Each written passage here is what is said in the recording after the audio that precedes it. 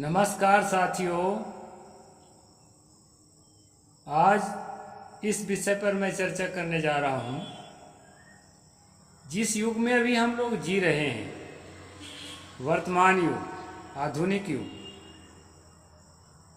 इसको भले ही हम लोग स्वर्णिम युग कहें, लेकिन जो धर्म के धंधेबाज लोग हैं वो इसको कलयुग कहते हैं। कलयुग भी कोई बुरा शब्द नहीं है। कल का मतलब मशीन और युग का मतलब मशीनी हो, लेकिन यहाँ पर मशीन अर्थ नहीं किया गया है। कलयुग का अर्थ किया गया है दोस्तों सबसे खराब समय। ये सबसे खराब समय है और इस समय में कलयुग नाम का एक अदृश्य शक्ति, जैसे भगवान अदृश्य शक्ति होता है और भूत प्रेत अदृश्य शक्ति होते हैं, ऐसा प्रचारित किया जाता है। उसी प्रकार कलयुग नाम का एक अदृश्य शक्ति है और वो शक्ति जिस पर प्रकुपित होती है, जिस पर सवार हो जाती है, उस व्यक्ति के दिलो दिमाग को, उसके कर्म को, उसके वाणी को, उसके सोच को गंदा कर देती है। ऐसी शक्ति है और वो शक्ति जो है इस युग में हावी है। उसी का जमाना है, इसलिए इसको कलयुग कहा जाता है। ये चार युग के बंटवारा में ये अंतिम युग है। पाप का घड़ा जब भरेगा तो फूटेगा और प्रलय काल आएगा। ये जो है मान्यतावादी धार्मिकों का राय है। साथियों, कल जो है मैंने आपको पढ़कर सुनाया था कि कलयुग आने पर वेदों का मार्ग लुप्त हो जाएगा, उस समय पाखंड फैल जाएगा। यह बात प्रसिद्ध है। इस तरह की बातें जो है ईश्वर को छोड़कर लोग नास्तिक होने लगेंगे। ये श्लोक नंबर 7, 6 और 7 मैंने कल सुनाया था। साथियों, इस कलयुग का प्रभाव स्त्रियों पर कैसा रहेगा, इस बात को मैं आज बताऊंगा। आप देख रहे हैं, चाहे श्रीमद् भागवत की कथा हो, रामचरितमानस की कथा हो, या वर्तमान में भोले बाबा जिसके तत्काल घटना घटी है उसमें ही देख लीजिए कि मरने वालों में जो है 107 महिलाएं मरी हैं और एक बच्चा मरा है और 7 बच्चे मरे हैं और एक पुरुष मरा है। ऐसी खबर मिली थी। इसके बाद अभी कुछ संख्या बढ़ी है। इन्हीं महिलाओं की तादाद ज़्यादा है। भागवत में देखिए, रामकथा में देखिए, किसी भी सत्संग में देखिए, राधा स्वामी या अन्य कबीर पंथ में भी महिलाओं की संख्या ज़्यादा है। और जहाँ नाचने कूदने को मिलता है वहाँ तो महिला खुल के जाती हैं और बहुत मात्रा में जाती हैं। इसका कारण क्या है? इसका कारण है दोस्तों, जिस कथा प्रसंग में जाएंगे वहाँ ये बात बताई जाती है कि ये कलयुग है। अब कलयुग में दिमाग के ऊपर जो है कलयुग के प्रभाव से पाप बहुत होंगे और पाप का परिणाम बहुत दुख भोगना पड़ेगा, नरक भोगना पड़ेगा, गंदी गंदी योनियों में जन्म लेना पड़ेगा, कुत्ता बिल्ली सियार और क्या क्या। इसलिए जो है कलयुग के प्रभाव से बचने के लिए ये सब लोग जाती हैं, क्योंकि कलयुग के प्रभाव में पड़ेंगे तो नरक हो जाएगा। साथियों, आज यही प्रसंग है, स्त्रियों पर कलयुग का कैसे प्रभाव होता है। ऋषिगण कह रहे हैं सूत जी से, वही मैं आपको पढ़ करके सुना रहा हूँ। स्त्रियः स्वपोषण परा वेश्याचरण तत्पराः पतिवाक्यमनादुत्ये सदा निगृहीतात्पराः दुःशीलो करिष्यन्ति पुरुषेषु सदा स्पृहाम्। ये 8 और 9 है। उस युग की स्त्रियां अपने ही शरीर पोषण में तत्पर और वेश्याओं के समान आचरण में प्रवृत्त होंगी। वे अपने पति की आज्ञा का अनादर करके सदा दूसरों के घर आया जाया करेगी। दुराचारी पुरुषों से मिलने के लिए सदैव अभिलाषा करेगी। उस युग, मतलब ये जो बात लिखी जा रही है ये त्रेता युग में लिखी जा रही है। यानी लिखी तो कलयुग में ही जा रही है, लेकिन ये बताने का प्रयास किया जा रहा है कि एक सतयुग की बात है, त्रेता युग की बात है। उस समय जो है ऋषियों ने आज के युग के जिसमें अभी हम जी रहे हैं, इस कलयुग के लिए यहाँ पर उस युग करके बताया गया है दोस्तों। कहते हैं कि उस युग में क्या होगा, स्त्रियां जो है अपने ही शरीर पोषण के लिए वो अपना सिवाय किसी का ख्याल नहीं रखेंगी। वो मूर्ख लेखक यदि होता तो मैं दिखाता अभी कि स्त्रियां जो है बाल बच्चों को भी ख्याल रखती हैं, नहला धुला के स्कूल भेजती हैं, पति के लिए भोजन बना के पति के भी ख्याल रखती हैं, और चीज़ें दी जाए, जिम्मेदारी दी जाए, कोई नौकरी दी जाए, काम काज दिए जाए तो उसके भी ख्याल रखती हैं। ये वो युग है। लेकिन इसमें भविष्यवाणी किया है कि वो अपने शरीर पोषण के अलावा किसी का ख्याल नहीं रखी और वेश्याओं के समान आचरण करेंगी स्त्रियां। वेश्याओं के समान आचरण करने वाली स्त्रियां सभी युग में दो चार होती हैं, नहीं होती हैं इसको हम नहीं कहते, लेकिन इस युग के सारी स्त्रियां ऐसी नहीं हैं, इसलिए यह बात भी जो है इनका भविष्यवाणी साबित नहीं हो रहा है। कहते हैं दुराचारी पुरुषों से मिलने में सदैव अभिलाषा रखेगी। आगे कहते हैं असद्वार्ता भविष्यन्ति पुरुषेषु कुलांगनाः पुरुषानुतम भाषिण्यो देह संस्कार वर्जिता।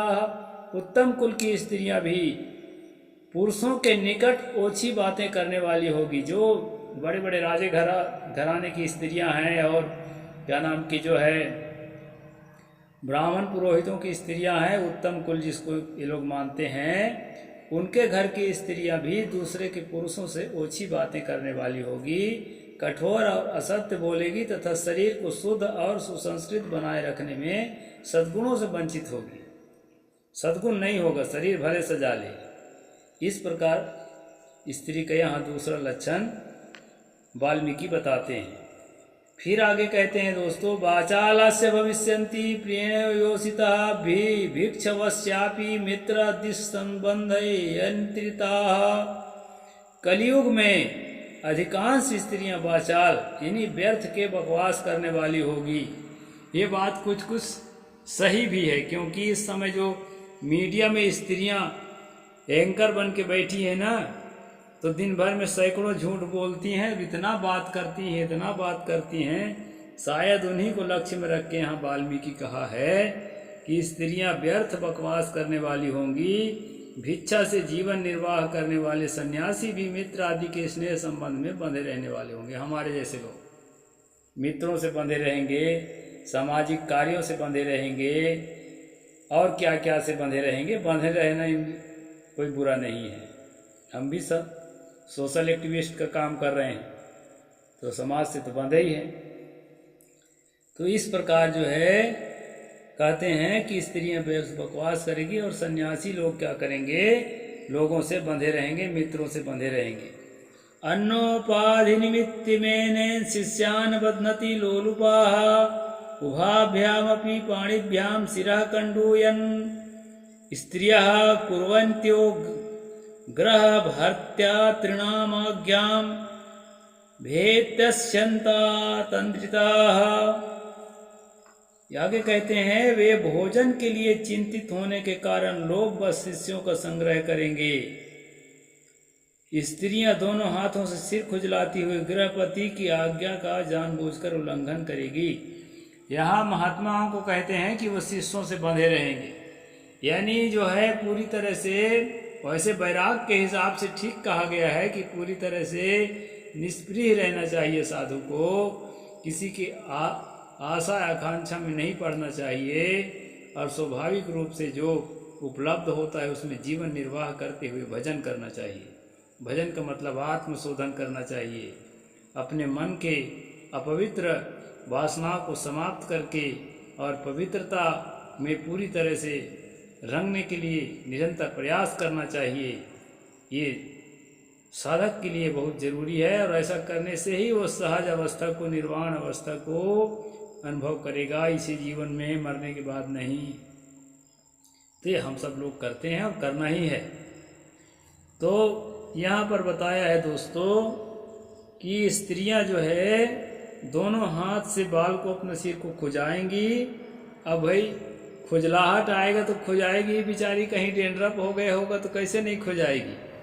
और गृहपति की आज्ञा को जानबूझकर उल्लंघन करेगी। पाखंडापनिरता पाखंड जनसंगिनः यदा दुज्जा भविष्यन्ति तदा वध्यं गतः कलिः। जब ब्राह्मण पाखंडी लोगों के साथ रह करके पाखंडपूर्ण बात करने लगे तब जानना चाहिए कि कलयुग खूब बढ़ गया है। यहाँ पर ब्राह्मणों पर भी अटैक किया है। वाल्मीकि कहे कि बहुत ज़्यादा पाखंड फैलाने लगेंगे तो जान लेना कि कलयुग बढ़ चुका है। तो इसके समझ में पाखंड क्या है मैं नहीं जानता। पाखंड तो इस समय सही में बहुत फैलाए हैं, ब्राह्मण क्या गैर ब्राह्मण भी फैलाए हैं। जितने लोग ईश्वर के नाम से, देवी देवता के नाम से और भूत प्रेत स्वर्ग नरक के नाम से, अभी टोना टोटका के नाम से समाज में भ्रम फैला रहे हैं, वो सब इसी श्रेणी के हैं। इस प्रकार से दोस्तों यहाँ बताया है, घोरे कलियुगे ब्राह्मण जनानां पाप करिण्याम मना शुद्धि विहीनानां निष्कृतश्च कथम भवेत्। ब्राह्मण इस प्रकार घोर कलियुग आने पर सदा पाप परायण रहने के कारण जिनका अंतःकरण शुद्ध नहीं हो सकेगा, उन लोगों को मुक्ति कैसे मिलेगी। ये किताब लिखने का खास कारण है, रामायण लिखने का, महाभारत लिखने का, वेद शास्त्र लिखने का, मुक्ति का रास्ता बताना।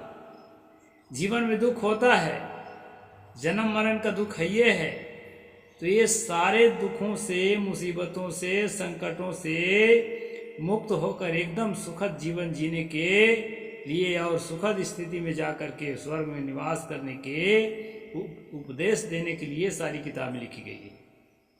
दोस्तों इसमें डर दिखाया गया है कि कलयुग में ब्राह्मण को, स्त्रियों को, साधुओं को कैसे कैसे मनोदशा से गुजरना पड़ेगा और उस मनोदशा से मुक्त पाने के लिए, निजात पाने के लिए क्या करना है, वो भी इसी किताब में बताया गया है। वो मैं आपको आगे बताने जा रहा हूँ। यथा तुष्यति देवेशो देवो देव जगद्गुरु ततो वदस सर्वस्व सूत धर्मभृता वरम। धर्मात्मा में श्रेष्ठ सर्वज्ञ सूत जी देवाधिदेव देवेश्वर जगत गुरु भगवान श्री रामचंद्र जी जिस प्रकार संतुष्ट हो वह उपाय हमें बताइए। यहाँ ऋषिगण सूत जी से कह रहे हैं कि ऐसे उपाय बताओ कि भगवान श्री राम जो है हमारे ऊपर संतुष्ट हो जाएं। उनके संतुष्ट होने से क्या होगा, कलयुग के प्रभाव से हम बच जाएंगे। सब ही न चावत राम गोसाई, इस प्रकार से मतलब जो है ना, सबको जो है राम, सबके हाथ में डोरी उसी के हाथ में है, वही सबको नचाता है। आपके मन को जैसे बनाएगा वो चाहे तो कलयुग के प्रभाव को आपके खत्म भी कर दे और आपको बढ़िया मुक्ति के लायक भजन में लगा दे, राम के चरणों में लगा दे। इस प्रकार दोस्तों यहाँ कुल मिलाकर के चारों तरफ से घूम फिर करके आपको अपने उद्देश्य की ओर लेखक ले जा रहा है, लेखक कमीशन ले जा रहा है। बदसूत मुनिश्रेष्ठ सर्वश्रेष्ठता कस्यनो जायते तुष्टा सूत तद्वचनावितात। मुनिश्रेष्ठ सूत जी इन सारी बातों पर आप पूर्ण रूप से प्रकाश डालिए। आपके वचनामृत का पान करने से किसको संतोष नहीं होता है। अब पूरा विश्वास किस पर दिला रहा है, सूत जी पर। वर्तमान के सूत जी कौन हैं, ये जो कथावाचक हैं, इन पर इसी तरह से गहरी आस्था रख करके यह आपको प्रेरणा देता है कि उनकी बातों को सुने और माने और मान करके उसको अपने जीवन में अप्लाई करें। उस पर विचार ना करें, विचार करेंगे तो मेरे जैसे हो जाएंगे, गाली खाना पड़ेगा, हर आदमी अपने को फोन कर करके धमकी देगा। इसलिए साथियों ये गहरी आस्था पैदा करने के लिए और कलयुग का डर दिखाने के लिए और इस युग को कलयुग घोषित करने के लिए ये सब बातें कही गई है। इस तरह से रेशनलिज्म के तहत मैं आपको बता रहा हूँ। जो साथी सब्सक्राइब नहीं किए हैं वो सब्सक्राइब करें और जो है अपने सभी मित्रों तक वीडियो को पहुंचाएं दोस्तों। साहिब बंदगी, जय जोहार, जय भीम, जय भारत।